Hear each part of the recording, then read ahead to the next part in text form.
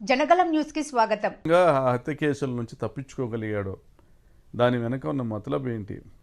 మరి పరిటాల రవిని చంపించింది జగన్మోహన్ రెడ్డి అని నువ్వు మాట్లాడుతున్నావు. ఆ రోజు రాజశేఖర రెడ్డి గారు ముఖ్యమంత్రిగా ఉండగా సొంత కుమారుడి మీద సిబిఐ ఎంక్వైరీ వేయించారు. సిబిఐ వారు నిర్ధారించిన తర్వాత జగన్మోహన్ రెడ్డి గారి ప్రమేయం లేదనేసి నిర్ధారించిన తర్వాత ఆ కేసు విచారణ జరిగింది, దోషులకు శిక్ష పడింది. నీవు ఎప్పుడైతే దొంగగా ప్రజల ముందర నిలబడతావో, దోషిగా ప్రజల ముందర నిలబడతావో, ఆ నిలబడిన ప్రతిసారి జగన్మోహన్ రెడ్డి గారిని తిట్టడము, జగన్మోహన్ రెడ్డి గారికి అనేక నేరాలను ఆపాదించడము, అంటే నీ నేరాలకు ముసుగు కప్పుకునేటువంటి ప్రయత్నం చేస్తున్నావు.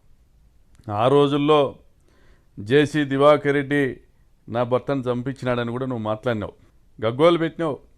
జేసీ కుటుంబము మీ పార్టీలోకి రాకుండా కూడా చాలా డ్రామాలు చేసినావు. మరి ఈరోజు పరిస్థితి ఏంది? జేసీ ప్రభాకర్ రెడ్డి నీ కొడుకు ఏడ చూసినా కనపడితే కరుచుకుంటున్నారు. మరి ప్రజలు పిచ్చోళ్ళ? మరి మీ పార్టీ కార్యకర్తలు పిచ్చోళ్ళ?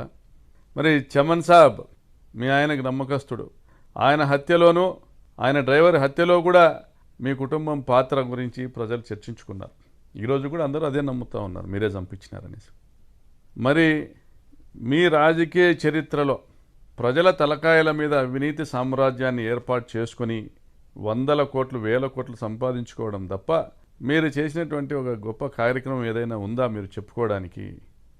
ఏదీ లేదు. కాబట్టి 2009లో నేను మొదటిసారి పోటీ చేసినప్పుడు 1707 ఓట్లతో గెలిచావు నా మీద. 2014లో 7700 ఓట్లతో గెలిచావు. అది కూడా మా కాంగ్రెస్ పార్టీలో జిల్లా స్థాయి నాయకులు ఒక 2-3 నీకు గట్టిగా సాయం చేస్తే నువ్వు బయటపడినావు. మరి 2019కి వచ్చేటప్పటికి 2014-19 మధ్య మీరు చేసిన దుర్మార్గాలు, దోపిడీలు, హత్యలు, దాడులు ఇవన్నీ కూడా ప్రజల్లో మీరు పలచనైపోయేటువంటి పరిస్థితి తీసుకొని వస్తే, ఆ రోజు జగన్మోహన్ రెడ్డి గారి ప్రభంజనం వీస్తూ ఉంటే ఆ గాలిలో ఓడిపోతానని తెలుసుకొని ఒక బకరా కావాల్సి వచ్చి నీ కొడుకును పోటీ చేయించినావు నా మీద. నేను ఆ రోజు 26,000తో గెలిచాను.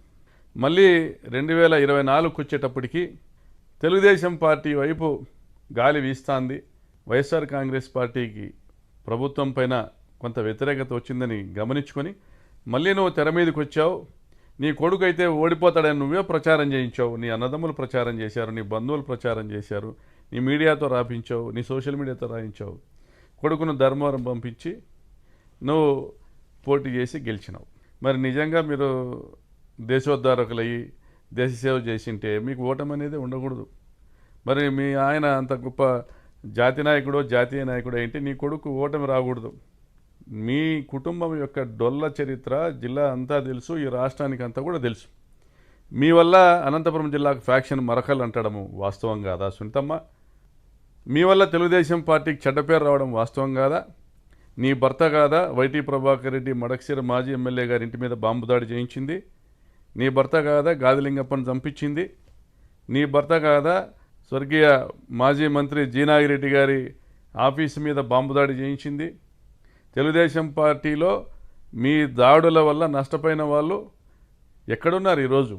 నీ భర్తకు టికెట్ ఇప్పించిన సిసి వెంకటరాముడు, సరిపూడి సూర్యనారాయణని అంచివేసింది మీ భర్త కాదా? మరి దుర్మార్గంగా పార్టీలకు అతీతంగా మీరు చేసిన దారుణాల వల్ల నష్టపోయిన వాళ్ళు వందల వేల మంది ఉన్నారు. అయినా వేల సార్లు నువ్వు నీ భర్త హత్యను తెర మీదకి తీసుకొచ్చి రాజకీయంగా లబ్ధి పొందాలనుకుంటావు. మరి నీ భర్తను చంపిన వాళ్ళతో కూడా రాజీపడి వాళ్ళతో కూడా సాయం పొంది నువ్వు రాజకీయంగా గెలవాలనుకుంటావు. అంటే నీకు ఎక్కడ నైతిక విలువలు లేవు. నువ్వు పెద్ద మహానటివి అని మీ పార్టీ నాయకుడే నీకు ఒక పేరు పెట్టినాడు.